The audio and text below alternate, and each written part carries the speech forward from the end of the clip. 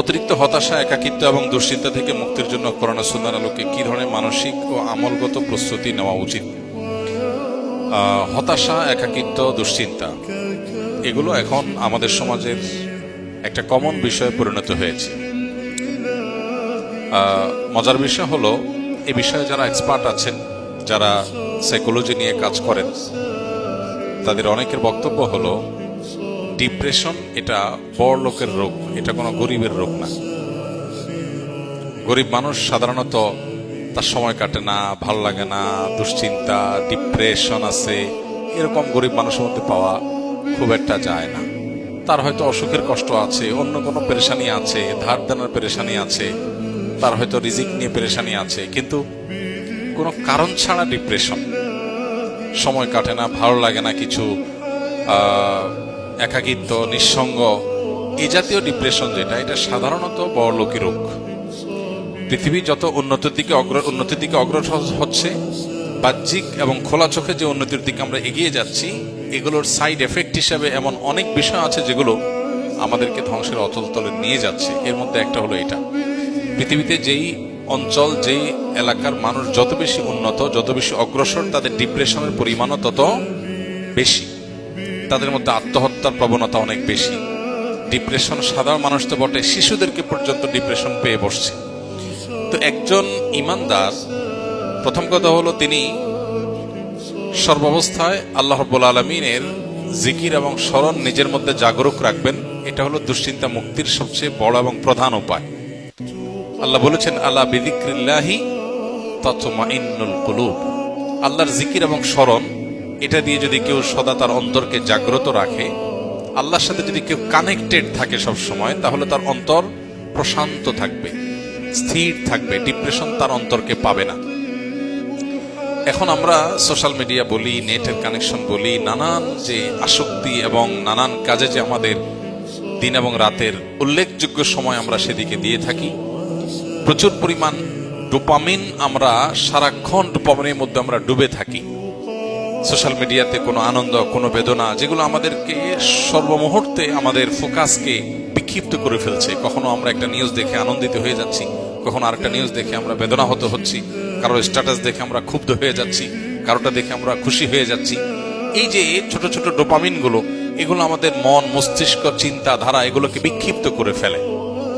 আমাদের ডিপ্রেশন বলি, দুশ্চিন্তা বলি, আমাদের ভালো লাগে না এই ভাব বলি, এটার অনেক বড় একটা কারণ হলো এই জায়গাটা। এর বিপরীতে একজন ইমানদার যখন আল্লাহকে স্মরণ করে, আল্লাহর স্মরণকে পরিপূর্ণভাবে নিজের মধ্যে জাগ্রত রাখে, সে ব্যক্তিকে আল্লাহ তাআলা অন্তরকে প্রশান্তি দিয়ে পরিপূর্ণ করে দেন। সাহাবা ইকরাম রিদওয়ানুল্লাহ তাআলা আজমাইন, তারা ছিলেন সবচেয়ে বড় রোল মডেল এই আইটেমের। কারণ হলো তাদের আজকালকার জীবনে আমরা যতটা সুখ শান্তির উপকরণ পাই, এগুলো কিছুই ছিল না। তাদের বাসায় খাবার ছিল না, নুন আনতে পান্তা ফুরাবার মতো অবস্থা ছিল আর্থিকভাবে। কিন্তু কোনো সাহাবীকে এরকম দেখা যায় নাই যে এসে নবী করিম সাল্লাল্লাহু আলাইহি ওয়াসাল্লামের কাছে তার ডিপ্রেশন দূরের জন্য তার অনেক পেরেশানি করতে হয়েছে, অনেক পেরেশানি পোহাইতে হয়েছে। কারণ আল্লাহর স্মরণ দিয়ে তাদের অন্তর পরিপূর্ণ ছিল। এই জন্য আল্লাহর সাথে যদি কারোর অন্তরের কানেকশনটা সবসময় সে ধরে রাখে, 5 ওয়াক্ত নামাজ 5 বার কানেক্টেড হওয়ার উপায়, সকাল সন্ধ্যার দোয়া জিকির আরো 2 বার কানেক্টেড হওয়ার উপায়, ঘুমানোর সময় অনেকগুলো দোয়া জিকির, এগুলো আরো বিশেষ কানেকশনের উপায়। এর বাইরে চলতে ফিরতে, উঠতে বসতে, বাজারে যেতে, বাজার থেকে আসতে, খেতে, খাওয়ার শেষে, খাওয়ার মাঝখানে, ঘুম ভেঙে গেলে, ঘুমাতে গেলে, ঘুম থেকে ওঠার পর, ওয়াশরুমে যেতে গেলে, বাসায় ঢুকতে গেলে, বাসা থেকে বের হওয়ার সময়, যে কোনো ভালো কাজ শুরু করার সময়, সারাক্ষণ আল্লাহর স্মরণ দিয়ে আমাদের জীবনটাকে অত্যন্ত ব্যস্ত করে রাখা হয়েছে আমাদের প্রশান্তির প্রয়োজনে। আমরা সেখান থেকে সরে গেছি, ডিপ্রেশন আমাদেরকে পেয়ে বসেছে। এটা হলো প্রধান কারণ। তাহলে আল্লাহর জিকির এবং স্মরণ, এটা হলো সবচেয়ে বড় উপায়। এবং ডোপামিন এবং এই জাতীয় বিক্ষিপ্ত করে ফেলার মতো, ফোকাস নষ্ট করার মতো, মন মেজাজকে বিক্ষিপ্ত করে ফেলার মতো বিষয়গুলো থেকে সরে আসা, এটা হলো ডিপ্রেশন থেকে বাঁচার অন্যতম প্রধান করণীয়। এরপরে যে করণীয়, সেটা হলো নবী করিম সাল্লাল্লাহু আলাইহি ওয়াসাল্লাম বেশ কিছু দোয়া তিনি সবসময় আল্লাহর কাছে নিবেদন করতেন। এর মধ্যে একটা হলো, আল্লাহুম্মা ইন্নী আউযু বিকা মিনাল হাম্মি ওয়াল হাযান ওয়া আউযু বিকা মিনাল আজজি ওয়াল কাসাল। আল্লাহ, আপনার কাছে দুশ্চিন্তা এবং পেরেশানি থেকে পানাহ চাই, মুক্তি চাই। এই যে দোয়া নবীজি করেছেন, এই দোয়াটা বেশি বেশি করা যেতে পারে। আল্লাহুম্মা ইন্নী আউযু বিকা মিনাল হাম্মি ওয়াল হাযান। আল্লাহ, আপনার কাছ থেকে পেরেশানি এবং দুশ্চিন্তা থেকে আমি পানা চাই, মুক্তি চাই। একদম নবীজি সাল্লাল্লাহু আলাইহি ওয়াসাল্লামের ভাষায় আমরা এই দোয়াটা আল্লাহর কাছে বেশি বেশি নিবেদন করতে পারি। তৃতীয়ত, দুরুদ এবং ইস্তেগফার, এই দুটি আমল প্রসঙ্গে হাদিসে স্পষ্ট আমাদেরকে জানানো হয়েছে যে এই দুটি আমল বান্দার পেরেশানি দূরের ক্ষেত্রে সহায়ক ভূমিকা রাখে। যে ব্যক্তি ইস্তেগফারকে তার জন্য অবধারিত করে ফেলে, ইস্তেগফার যে ব্যক্তি নিয়মিত করতে থাকে, আল্লাহ তাআলা যে কোনো পেরেশানি থেকে মুক্তির পথ তার জন্য বের করে দেন। সেজন্য এই আমলগুলো আমরা বিশেষভাবে আল্লাহ তাআলার কাছে নিবেদন করতে পারি। আল্লাহ তাআলা আমাদেরকে দুশ্চিন্তা এবং পেরেশানি থেকে মুক্ত হওয়ার তৌফিক দান করুন। এরপরে প্রশ্ন হলো, স্বামী স্ত্রীর ঝগড়ার সময় কতটুকু রাগ করা শরীয়ত সম্মত? স্বামী স্ত্রী হোক আর অন্য কেউ হোক, রাগ করার সময় বা ঝগড়া করার সময় আমাদের রাগ নিয়ন্ত্রিত থাকা জরুরি। অর্থাৎ রাগের চোটে মুখ দিয়ে কি বের হচ্ছে সেই জিনিসটা নিয়ন্ত্রণ করা জরুরি। মুনাফিকের কয়েকটি আলামত নবী সাল্লাল্লাহু আলাইহি ওয়াসাল্লাম বলেছেন একটি হাদিসে। ওই হাদিসে যে কয়েকটি আলামত বলেছেন নবী সাল্লাল্লাহু আলাইহি ওয়াসাল্লাম, এর ভিতরে একটা হলো ওয়াইদা খাসামা ফাজার, যখন ঝগড়ায় লিপ্ত হয় তখন সে গুনাহের কাজ করে বসে, গালমন্দ করে বসে, মুখ খারাপ করে বসে। এটা হলো মুনাফিকের আলামত। অতএব স্বামী স্ত্রী হোক বা অন্য কারোর সাথে হোক, কোনো কারণে ঝগড়া বিবাদের মতো পরিস্থিতি যদি তৈরি হয়, তাহলে খুব সচেতন ভাবে মুখ খারাপ করা থেকে বেঁচে থাকতে হবে। দুর্ভাগ্যজনক বাস্তবতা হলো, অনেক পাঁচ ওয়াক্ত নামাজি মানুষ আছেন, দাড়িওয়ালা মানুষ আছেন, অনেক মহিলাদের মধ্যে বোরকাওয়ালি আছেন, পর্দা মেনটেন করেন এমন মানুষ আছেন। অন্য অনেক দিক থেকে মাশাআল্লাহ তিনি একজন ভালো মুসলমান হওয়ার চেষ্টা করেন, কিন্তু ঝগড়া লাগলে মুখ খারাপ করেন। অনেকে বাহিরে মুখ খারাপ করে না, বাসার ভিতরে করে। বাসার ভিতরের লোকজন চিরকুট লিখে আমাদের কাছে পাঠান যে ওনাকে দেখলে বোঝা যাবে না ওনার মুখ দিয়ে এরকম কথাও বের হয়। বাহিরে মানুষ কল্পনাও করতে পারবে না যে উনি মুখ দিয়ে এত খারাপ কথা বলতে পারেন। তো এই জন্য এটা একটা অ্যাসিড টেস্ট, ইমানদারের জন্য অগ্নি পরীক্ষা, যে ইমানদার ঝগড়া ফাসাদ লাগলে, কারোর সাথে গন্ডগোল ফাসাদ হলে তিনি নিজেকে কতটা নিয়ন্ত্রণ করতে পারেন। এটা অনেক বড় একটা পরীক্ষার বিষয়। তো এই পরীক্ষা আমাদেরকে উত্তীর্ণ হওয়ার চেষ্টা করতে হবে। কারোর বদভ্যাস থাকলে সেটা ত্যাগ করার জন্য সংকল্প করতে হবে। ঝগড়া করলে কখনো মুখ খারাপ করা যাবে না। নবী করিম সাল্লাল্লাহু আলাইহি ওয়াসাল্লাম বলেছেন, সেবাবুল মুমিনি ফুসুক, ইমানদারকে গালি দেওয়া এটা গুনাহের কাজ। ইমানদার কখনো গালিবাজ হতে পারে না। নবীজি সাল্লাল্লাহু আলাইহি ওয়াসাল্লাম আরো বলেছেন, লাইসাল মুমিনু বিল্লাহানি ওয়ালা বিত্তাআন ওয়ালাল ফাহিশ ওয়ালাল বাদি, ইমানদার কখনো কথায় কথায় অভিশাপ দিবে, আল্লাহর গজব ঠাড়া বদদোয়া দিবে, এরকম চরিত্রের হতে পারে না।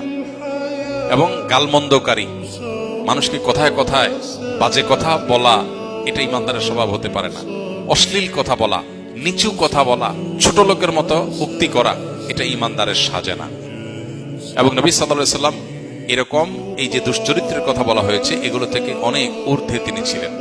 তার মুখ থেকে কখনো এরকম কোনো কিছু কেউ শুনতে পায়নি। অতএব কারোর যদি বদভ্যাস থাকে, তিনি আত্মসংযমী হতে হবে, আত্মশাসন করতে হবে, নিজেকে শাসন করে এই বদভ্যাসটা ছাড়তে হবে। আল্লাহ আমাদের সবাইকে সেটা তৌফিক দান করুন। এটা হলো ঝগড়ার সময় লক্ষণীয়। গালমন্দ না করা, অশ্লীল কিছু না করা, গালমন্দ, ঝগড়াতে গালমন্দ এবং বাজে কথা এগুলো না করা। পাশাপাশি স্বামী স্ত্রীর ঝগড়ার সময় আরেকটা বিশেষ বিষয় স্পেশালি লক্ষণীয়, সেটা হলো কথায় কথায় সংসার ছেড়ে দেওয়া, আর তার সাথে বনিবনা হবে না, আর একসাথে থাকা যাবে না, না তোমার সাথে একসাথে চলা সম্ভব না, না তাহলে আমার ভিন্ন চিন্তা করতে হবে। এই কথাগুলো কমন ছোট লোকই ঘরে ঘরে আজকাল শোনা যায়। অনেক স্বামী কথায় কথায় স্ত্রীকে বাপের বাড়ি যাইতে বলে, অনেক স্ত্রী কথায় কথায় স্বামীকে বলে আমি তোমার সাথে আর সংসার করবো না, বাপের বাড়ি চলে যাবো। ঝগড়ার সময় এই কথাগুলো বলা অনুচিত কাজ।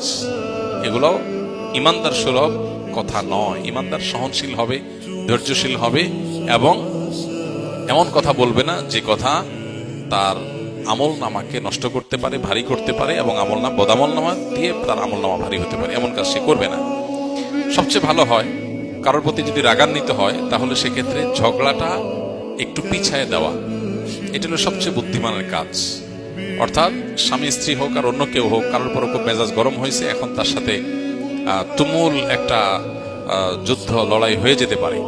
এরকম যদি মনে হয়, তাহলে নিজের নফসকে নিজে বলা যে ঠিক আছে, তার সাথে ঝগড়াটা তো অবশ্যম্ভাবী, ঝগড়াটা তো করতেই হবে। সে যা করেছে, সে যা বলেছে, এটার জন্য তাকে কিছু বলতে হবে, ওকে ফাইন। কিন্তু এই বলাটা এখন না, 2 দিন পরে আমি নোট রাখি, আগামী অমুক তারিখে এতটা বাজে নিয়মতান্ত্রিকভাবে তার সাথে এই বিষয়ে আমার ঝগড়া হবে। তাকেও ঘোষণা দিয়ে দেওয়া যেতে পারে প্রয়োজনে যে তোমার সাথে আগামী 2 দিন পর 3 দিন পর জাস্ট অমুক তারিখ এতটা থেকে আমরা ঝগড়া করবে বিষয়।